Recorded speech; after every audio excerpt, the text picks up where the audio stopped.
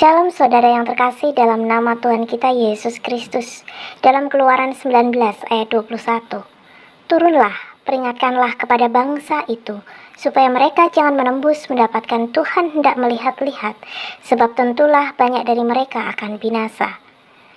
Rasa ingin tahu membuat manusia terus belajar, terus melakukan pencarian, menjelajah berbagai bidang, meneliti, mengumpulkan data dan menarik kesimpulan, menyingkapkan kebenaran.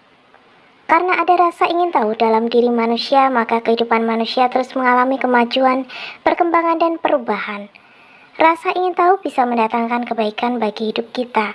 Tetapi di sisi lain kita juga mendapati bahwa rasa ingin tahu kita kadang mencelakakan kita. Oleh karena rasa ingin tahunya, maka Adam dan Hawa jatuh dalam dosa, melanggar ketetapan dan perintah Tuhan. Oleh karena rasa ingin tahu, banyak orang menjadi terjerat narkotika. Oleh karena rasa ingin tahu, tergoda untuk melakukan hal yang tidak berkenan kepada Tuhan. Tuhan mengenal kita dan juga bangsa Israel dengan sangat baik. Ia tahu bahwa kita semua mempunyai rasa ingin tahu yang bisa membahayakan kita. Karena itulah, ketika Tuhan ingin menyatakan dirinya, Ia memerintahkan Musa untuk memperingatkan bangsa Israel dengan sungguh-sungguh agar tidak ada di antara mereka yang karena rasa ingin tahunya berusaha melihat sehingga menembus asap yang menutupi gunung Sinai untuk mendapatkan Tuhan supaya mereka jangan binasa. Kita perlu memiliki rasa ingin tahu untuk terus berkembang dan bertambah maju. Tetapi biarlah rasa ingin tahu kita itu kita tundukkan di hadapan Allah. Tunduk pada kehendak Allah agar kita sejahtera. Kunci seseorang berhasil, dia harus punya rasa ingin tahu dulu. Ya. Rasa ingin tahu hal yang positif ya Michael. Ya. Siapa yang setuju angkat tangan? Ya. Karena dari rasa ingin tahu akan timbul yang kedua Michael. Ya. Ide. Ide itu keluar kalau kita punya rasa ingin tahu. Ya. Dan yang ketiga,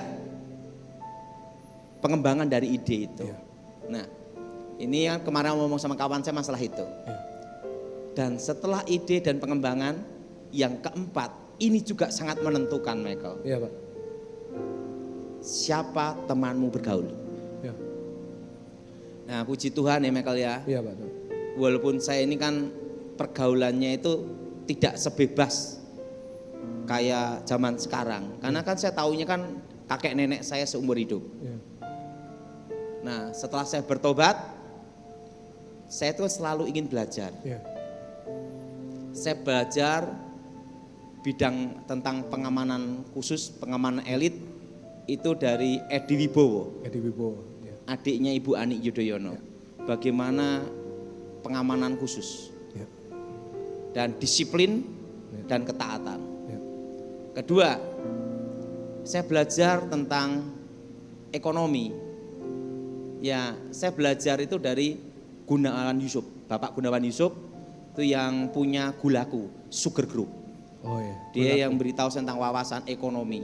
Wow. Nah, saya bagaimana pandangan tentang inflasi, tentang deflasi, tentang stagnasi, tentang bagaimana memandang sesuatu. Saya berteman sama beliau tidak lama Michael, 15 tahun. Lama itu Pak. 15 tahun. Ya. Dan yang ketiga, masalah dagang, masalah bisnis. Saya belajar dari kawan saya, ya Michael ya. Ya. Ngobrol-ngobrol itu baru aja meninggal Michael. Namanya Pak Umar Putirai. Ya.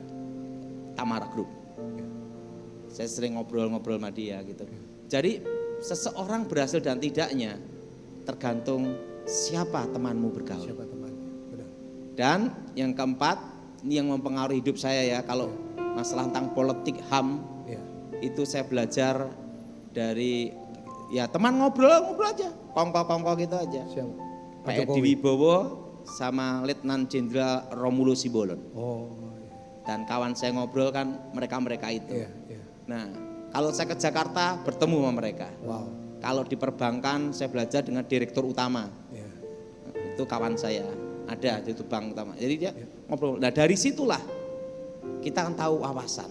Ya. Makanya keberhasilan seseorang itu pertama ada rasa ingin tahu. Ya. Kedua ada apa saudara? Dari situ ada Ide. ide. Yang ketiga, pengembangan dari ide. Tapi yang keempat ini yang menentukan Ya. siapa temanmu bergaul. Ya.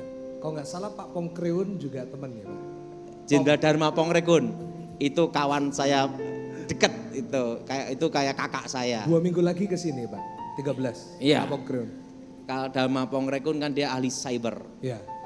Nah itu kawan saya ngobrol juga. Oh itu juga ya Pak. Nah Pak Muldoko kok nggak salah juga ya? ya santai aja lah.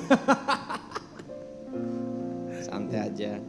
Tapi banyak kawan-kawan saya ngobrol itu adalah mereka yang punya pandangan luas. Iya Pak, benar. Nah disitulah saya ngerti, oh caranya gini. Jadi kita ini harus punya teman yang bergaul yang tepat. Yes. Nah demikian anak-anak kita itu harus punya teman bergaul yang tepat. Ya. Kalau IT, komputer saya belajar ngobrol-ngobrol, termasuk anak saya juga belajar lihat sama profesor juga Amerika ya. Wow. Itu Bapak Timotius Saputro, orang Indonesia.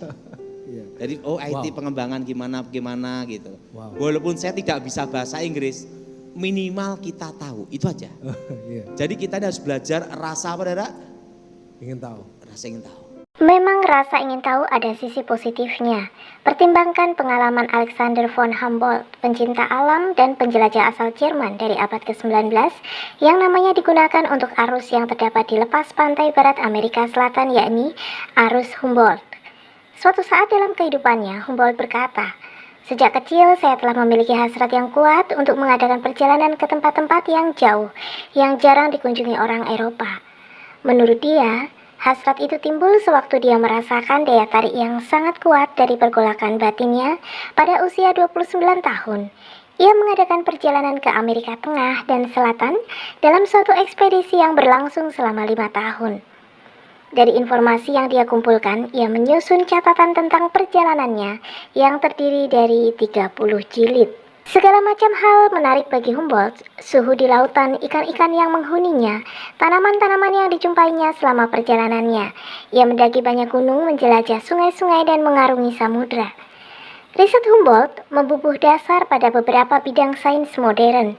Semuanya diawali dari rasa ingin tahu yang kuat dan hasrat yang tak terpuaskan untuk pengetahuan yang terus bergolak dalam dirinya sepanjang kehidupannya. Penulis esai Amerika bernama Ralph Waldo Emerson berkata, Humboldt adalah satu dari keajaiban tersebut yang selalu muncul dari waktu ke waktu, seolah-olah memperlihatkan kepada kita berbagai kemungkinan yang dapat dicapai pikiran manusia, kekuatan dan jangkauan kesanggupan pikiran. Tentu saja tidak banyak di antara kita yang keadaannya memungkinkan untuk menjadi penjelajah dunia atau penemu ilmiah. Namun ada satu bidang pengetahuan yang untuknya kita bisa mengarahkan kesanggupan mental kita dan menuai imbalan yang jauh lebih besar daripada upaya apapun. Yesus Kristus menyebutkannya dalam doa kepada Bapa Surgawinya. Ini berarti kehidupan abadi bahwa mereka terus memperoleh pengetahuan mengenai dirimu satu-satunya Allah yang benar dan mengenai pribadi yang engkau utus, Yesus Kristus.